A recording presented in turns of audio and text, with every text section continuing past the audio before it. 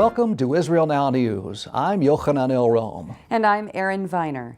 In our top story, closed-circuit video cameras outside Jerusalem's Old City filmed a female Muslim terrorist repeatedly trying to stab an Orthodox Jewish man this past Shabbat. After her intended victim escaped, the assailant then plunged her knife into the shoulder of a 31-year-old Israeli Christian Arab security guard. Police quickly overpowered and arrested the 29-year-old mother of five. She smiled while being led away. Police said evidence gathered during a raid on her home revealed her premeditated intent to harm innocent people. Since September of 2015, Muslim stabbing, shooting, and vehicular attacks have killed 48 Israelis, 2 visiting Americans, an Eritrean national, and a British student. Just weeks after armed Muslim terrorists murdered 2 Israeli police officers on the Temple Mount, this video was filmed near the holy site in Jerusalem's Old City. 3 young Arab boys began screaming, "Allah is great," as they used their toy rifles to pretend open fire at a passing police squad. The children were being encouraged by their proud mother, who was seen not only laughing, but also snapping photos of her future terrorists in training. The Israeli security forces maintained their composure and refused to respond to the provocation. The United Nations Security Council huddled behind closed doors to discuss the recent flare-up in violence. The world body's Mideast envoy stressed the urgency of restoring calm before the situation spirals out of control. Ahead of the council meeting, Israel's UN ambassador, Danny Danon, lashed out at Palestinian Authority President Mahmoud Abbas, charging that the PA incitement was to blame for the upsurge in terrorist attacks. In fact, the Palestinian Authority has done very little to calm tensions regarding the Temple Mount violence. The Fatah party of PA President Mahmoud Abbas called on Muslims to intensify their struggle, despite Israel's removal of metal detectors and security cameras at the holy site.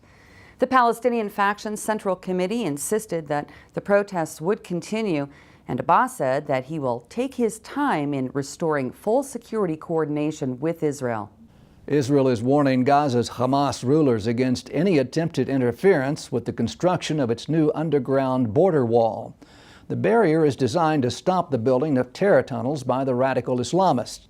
Officials in Jerusalem also cautioned that underground passages hidden beneath civilian sites in the Palestinian enclave have already been mapped and would be targeted in any new conflict between the two sides. The unusually detailed Israeli statement comes in the wake of several recent rocket attacks into the Jewish state from the Hamas-run territory. Administrators at Twitter have long faced fierce criticism for failing to delete hate speech.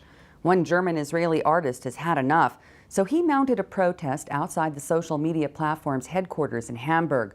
Shahak Shapira stenciled many of the offensive tweets on the sidewalks, including messages that called for Jews to be gassed to death. Shapira says that he's filed over 300 reports concerning the derogatory posts, but that so far he's received only 9 responses back from the company. Hezbollah supporters gathered in southern Lebanon to celebrate the 11th anniversary of the end of the terrorist last war with Israel in August of 2006. Speaking to his followers by way of television, the group's leader, Sheikh Hassan Nasrallah, dismissed the prospect of tougher American sanctions and said it is impossible for the U.S. administration to inflict any significant harm against his forces. Hezbollah is classified as a terrorist group by Washington, as well as many European governments. The Iranian-backed organization has also just launched a propaganda campaign aimed at Israeli civilians. Photographs captioned in both Hebrew and Arabic, posted on social media, advise the public to take anti-anxiety medication and to buy sneakers so they can run when Hezbollah strikes Israel. The Shiite fanatics also said Israelis should acquire flashlights and gas masks ahead of terror attacks on the country's power stations and ammonia storage tanks. Israeli officials are concerned over statements from Iranian President Hassan Rouhani that his nation could abandon its nuclear agreement with world powers within hours if the United States imposes any more new sanctions against the Islamic Republic. Rouhani accused U.S. President Donald Trump of ignoring international agreements, as well as breaking Washington's word on the Paris Climate Accord and trade deals. The United States imposed unilateral sanctions after saying that Iran's ballistic missile tests violated a UN resolution which had endorsed the 2015 nuclear deal, but demanded that the hardline Islamist Republic not undertake any activities related to ballistic missiles capable of delivering nuclear weapons. Israeli Prime Minister Benjamin Netanyahu has announced opposition to the U.S.-Russian-backed ceasefire agreement in southern Syria. The public objection was rare for Jerusalem, which generally tries to avoid confrontation with either Washington or Moscow over the war-shattered Arab Republic. But the premier said that because the arrangement will serve to perpetuate Iran's presence in Syria, Israel has no other option but to reject it. Some call it Judeo-Spanish, although it's best known as Ladino, the language that was spoken by the Jews of Spain more than 500 years ago. When the Jews were exiled to the Middle East, North Africa, and Latin America in 1492, they took the language with them. But today it is in danger of disappearing. The Spanish Royal Academy hopes to thwart such a terrible loss by building a new branch in Israel, where this beautiful ancient form of Judeo-Spanish can be preserved in perpetuity. For the first time ever, more than 600 items from the museum of the most infamous Nazi concentration camp are going on tour. The exhibit is called Auschwitz, Not Long Ago, Not Far Away. It's intended to bring the tragic truth about the Holocaust to a wider audience. It's estimated that more than 1.1 million people, most of whom were European Jews, perished at Auschwitz. The project's director hopes the display can serve as a great warning cry against anti-Semitism, hatred, racism, and contempt for our fellow human beings. The itinerary includes 7 European cities, starting with Madrid, Spain, before traveling to 7 communities in North America. Sadly, the world's oldest living man died in the northern port city of Haifa this past week at the grand old age of 113 years and 330 days. Israel Kristall was born in Poland in 1903. He survived both the Holocaust and imprisonment at the Auschwitz death camp, where his first wife, 2 children, and other family members were murdered by the Nazis. Kristall made a new life after the war when he remarried and moved to the new Jewish state in 1950. Guinness World Records granted him recognition as the oldest living man just last year. As we say in Hebrew to comfort mourners, Baruch Dayan Emet, meaning blessed is the true judge. The Israel Defense Forces have just taken the wraps off its new unmanned Hummer of the future. The vehicle is designed to deliver ammunition and other supplies to troops deployed in hostile terrain without endangering human drivers. Soldiers can remotely operate the military Humvee from almost 2 miles away. IDF engineers are working to further expand that distance in the coming months. Israeli archaeologists believe that they've just discovered the lost Roman city of Julius, which according to Christian tradition was once home to Jesus' apostles Peter, Andrew, and Philip. The Sea of Galilee location matches the account detailed by the Jewish historian Josephus Flavius. He wrote that the once small fishing village of Bethsaida was transformed into a Roman polis around the year 30 of the Common Era by the Jewish monarch King Philip Herod, who was the son of Herod the Great. A trove of rare coins and other artifacts dating back to the 1st through the 3rd centuries have also been unearthed at the site.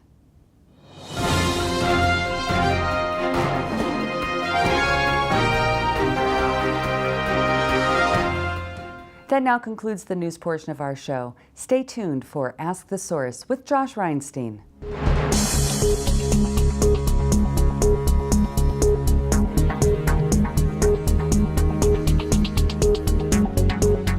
Hello and welcome to Ask the Source. I'm your host Josh Reinstein, and we're here on a beautiful sunny day on a rooftop studio in Jerusalem. My guest today is John Taylor. He is the president of Voice of Hope radio station. John, thank you for being on the show. Thank you very much, Josh. Tell our viewers a little bit about what is the Voice of Hope radio station. Well, 3 years ago we came to Jerusalem to meet with the Israeli government to see how we could encourage the Christians of the region, especially those being persecuted for their faith in Syria and the Middle East region. And we asked permission for a broadcast license to build a large Arabic Christian radio station that would reach the entire region with the gospel of Jesus. And that was granted just about a year ago. And we've been on the air 90 days, Josh, since the Voice of Hope has been on the air. But we're broadcasting from the Sea of Galilee and reaching the entire region of Jordan, Syria, Lebanon, Israel, Cyprus with the gospel of Jesus. John, people who watch my show know I almost never have the same guest on twice, but you were on this show 3 years ago and you said that you were going to get the permission to do this initiative. I was a little skeptical, I have to say, but you were able to pull it off. How were you able to do it? Well, it was a great miracle from the Lord. It really is an example of the great Judeo-Christian nexus that we have with the evangelicals of America and Israel working together to encourage the Christians of the region. Not only that, this is a great radio station because it reaches out to Muslims with the gospel for the very first time. Outside of Israel and the Middle East, there's been a complete massacre of Christians all over, especially in Syria. How does the radio show and the information that you bring help to combat that and just bring a better awareness of what's going on? Well, we're a voice of hope. We're lifting up people. We're lifting up the word of the Lord. We're encouraging people through the airwaves. You know, and Israel is the only place that we could do this in the region that would allow us to build a Christian radio station for Christians of the Middle East, but also reaching out to Muslims with the gospel of Jesus, the gospel of peace, the gospel of hope. You know, you mentioned it that only in Israel could you do this. Israel's the only country in the Middle East where the Christian population grows every year instead of decreases. Yet there's a lot of misinformation out there that, you know, Christians have a hard time in Israel. Where do you think that's coming from? You know, I don't know where that's coming from, but you know, we've just hired 7 staff members that have become on-air ministers over the Voice of Hope. These are people living in northern Israel, going to church in northern Israel, who can stand on the word and articulate it very clearly. And they're ministering every day behind the microphone, encouraging people of the Middle East region. How far does the show reach? Are you getting people in Iran to listen, people in Iraq? You know, the station doesn't go quite that far. It's only 50,000 watts, but it's large enough to reach into Jordan, Syria, Lebanon, Israel with the gospel, but mostly reaching out to Christians that have been persecuted for their faith. Are you also reaching out to people in the Arabic language, or is this a primarily English initiative? Primarily, this is Arabic language. We do a little bit of English, but primarily Arabic. And how have you been able to, you know, get through the political problems of speaking in Arabic and talking about Christianity in places like Syria and Lebanon? Is there a threat there, or do you think people are understanding why you're doing this? Well, of course, we speak in Arabic because we're wanting to reach this group of people that do speak Arabic. We're wanting to cross political barriers. We're not political at all. We're simply lifting up the gospel of Jesus. You know, there have been a decimation of Christians in the Middle East. Lebanon used to be a very large Christian country, also Syria, but now very few. Are there people out there who are going to listen to this message? Well, already we're hearing from people from around the region. We just read through some incredible testimonies this morning, even from Muslim background believers, encouraged by the fact that there's a 24/7 Christian radio station. This is the first Christian radio station from Israel's soil. It's the first domestic radio station with international purpose. What's next for Voice of Hope? What's the next thing that you see going on in the future with the radio station? Well, we'd like to add shortwave to this. We'd like to reach into Iran and encourage the growing church there. Many people are coming to Christ in Iran and around the greater Middle East region, places we can't currently reach by AM, but we could with shortwave. John, there are literally tens of millions of people watching this show. What message do you have for our viewing audience? This is the time to lift up the word over the Middle East region. The Voice of Hope is doing that with a great deal of love and support from Christians all around the country. Thank you. Pray for us as we continue our mission. Thank you, John, for being on the show. And thank you for tuning in to Ask the Source. I'm your host, Josh Reinstein. Now back to the studio.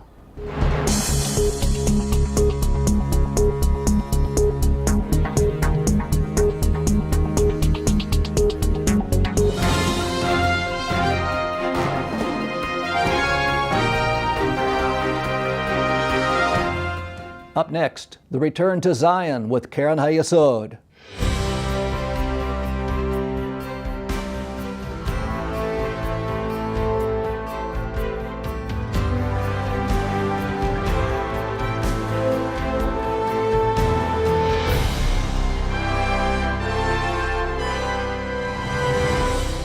Shalom and welcome to the Return to Zion with Keren Hayesod.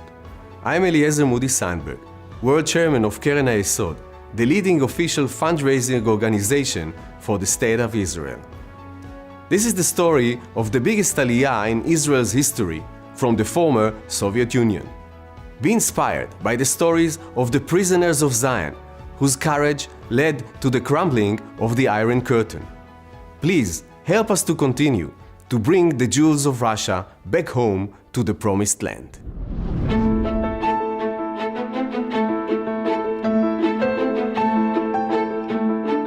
Since the beginning of the 20th century, supporters of Keren HaYesod spearheaded the efforts needed to establish the first independent Jewish state after 2,000 years of exile.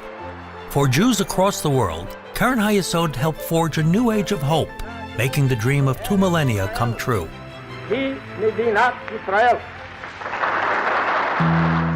But at the same time, the Jews living in the former Soviet Union suffered immensely. Religious practice was suppressed, and Jewish national identity crushed. By the 1950s, under Stalin's cruel regime, countless persecuted Jews were executed or sent far away to the gulags. Russia's once thriving Jewish life was no more. But many refused to forget their heritage and God's covenant with the Jewish people. Secretly, they studied Hebrew and the Torah. They covertly practiced holiday celebrations. And above all, they dreamt of returning to the Jewish homeland, to Israel. Aware of the consequences, many still applied for exit visas. Viewed by the Soviet authorities as an act of treason, these brave individuals were dismissed from their jobs, harassed, and ostracized from society. By the 1970s, many leading Jewish activists had been sentenced to long periods in jail for fabricated offenses. But even suffering in the most appalling conditions, they continued to demand they be allowed to go free to Israel. Because of their refusal to give in, they became known globally as Refuseniks. Their determination inspired a mass international solidarity movement. Jews across the world, including the supporters of Keren HaYesod and their Christian friends, held mass demonstrations and lobbied global leaders. In the words of the Bible, they demanded, "Let my people go." Refuseniks such as Natan Sharansky became household names. Alongside the likes of Yuli Edelstein, Ida Nudel, and other prisoners of Zion, they became international symbols of human rights and Jewish freedom. Successful demonstration in those days of Jews who wanted to go to Israel was 5-10 people standing for 5 minutes in the center of Moscow Square with the slogans, "Let us go to Israel." The more people know about demonstration, the more chance that KGB, secret police, will know. Then there will be no demonstration. And the punishment can be up to 5 years of exile. But the idea was that if at least one foreign journalist knows about this, and he will come and he will inform, we are arrested. In the evening it is broadcasted all over the world about our arrest. Next day, hundreds of thousands of Jews all over the world go on their demonstrations, demand from their governments to act. And that's how we were organizing this struggle. By the end of the 1980s, the pressure began to pay off. Sharansky became the first political prisoner released by Soviet Premier Gorbachev.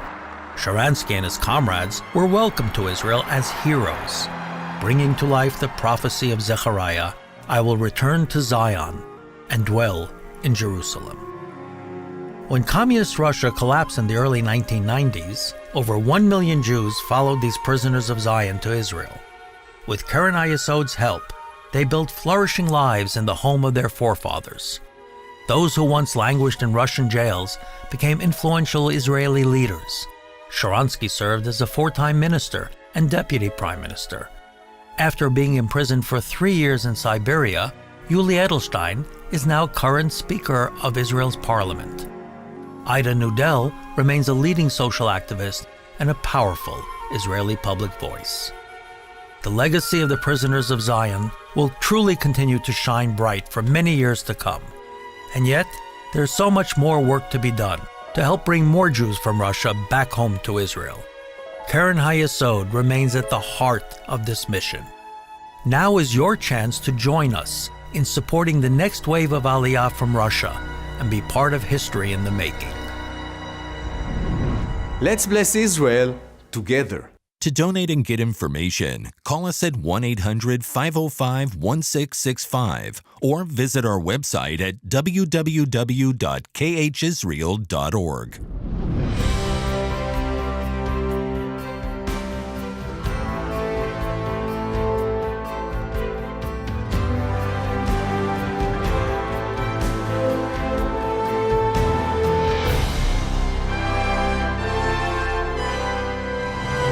UN Security Resolution 2334 is exceedingly harmful. Harmful to Israel, harmful to the Palestinians and the peace process, harmful to the peoples of the Middle East, and even harmful to the United States of America. Harmful and dangerous to Israel because the UN resolution designates over 500,000 Israelis as illegal occupiers of Palestinian land. It designates all of the lands captured by Israel from Jordan in 1967, from the major highway linking Tel Aviv and Jerusalem to Hebron and to even the Western Wall in Jerusalem and the Old City. All of that, according to the UN Security Council, is illegally occupied Palestinian lands, which means that any Israeli living there, any Israeli praying at the Kotel, any Israeli doing business with other Israelis who live beyond that now almost completely erased line are collaborators and complicit in a crime. The UN resolution, therefore, exposes Israel to sanctions and boycotts, and we have enemies who will move to sue us in international courts on the basis of that resolution. But 2334 is also disastrous for the Palestinians. The Palestinians are being asked to enter a process in which they get territory and give peace. If the UN has already determined in advance that all the Palestinians, all the territory belongs to the Palestinians, then what do they have to negotiate for? No Palestinian will actually have legitimacy to enter into negotiations and give us peace because the UN has already given the Palestinians all of the land. UN Resolution 2334 is a disaster for the Middle East. Not far from where I'm speaking to you right here, over 500,000 people have been massacred in Syria. They have cried out to the UN for help, and this is the response they've got, a condemnation of Israeli settlements. And finally, 2334 is a terrible danger to the United States. If this is the way the United States treats its #1 democratic ally in the Middle East, no democratic ally of the United States in the world should rest peacefully at night. The United States should do everything in its power right now to rescind UN Security Council Resolution 2334.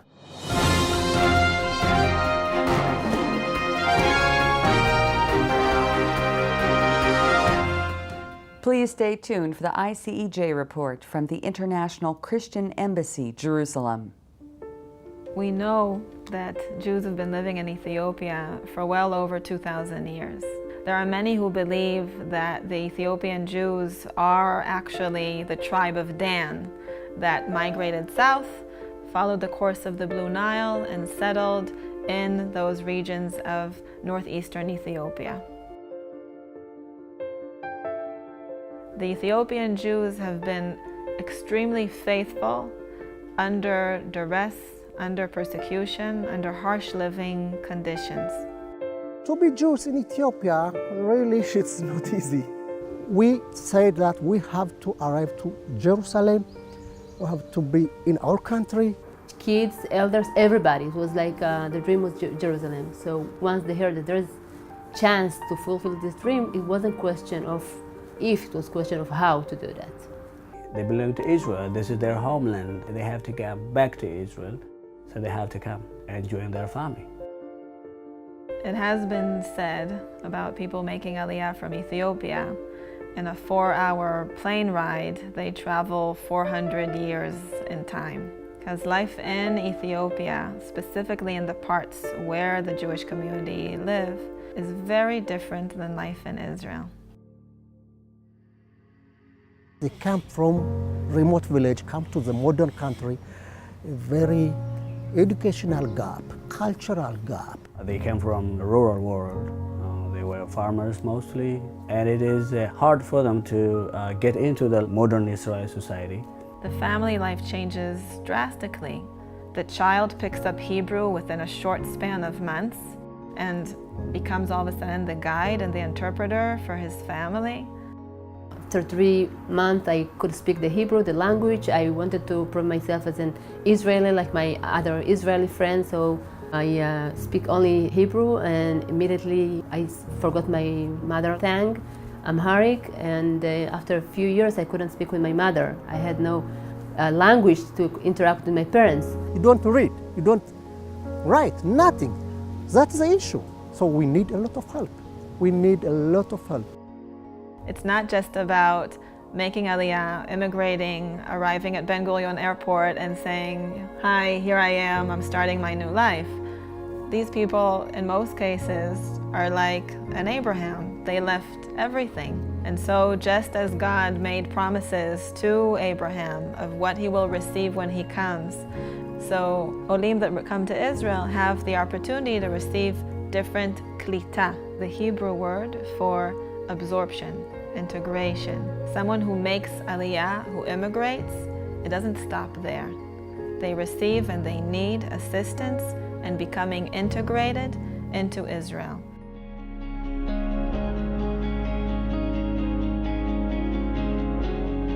This is common mission. This is not only the Ethiopian community mission or the Israeli society mission, it's the common mission. It's interest of all of us to acting and to be care and to be part of it in order to make this happen. My people dreaming to come back to be in Israel 3,000 years. That dream is realized now. So we have to keep another 3,000 years for the next generation. And so we have to create a new leadership, to build a good family, to serve Israel. That's my dream. My dream is to be fully integrated into the Israeli society, for me, for my children, for the whole community of Ethiopian Jews.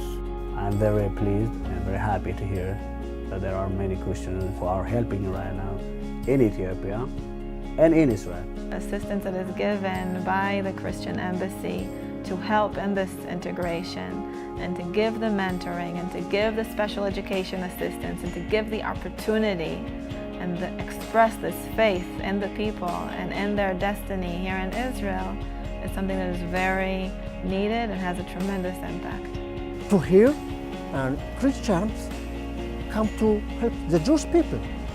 It's a dream, you know? How could it be? The Christian people come to help the Jewish people, the state of Israel. For me, it's really unimaginable. Thank you, the Christian Embassy and Christians around the world, your support and partnership helping us to change life every day.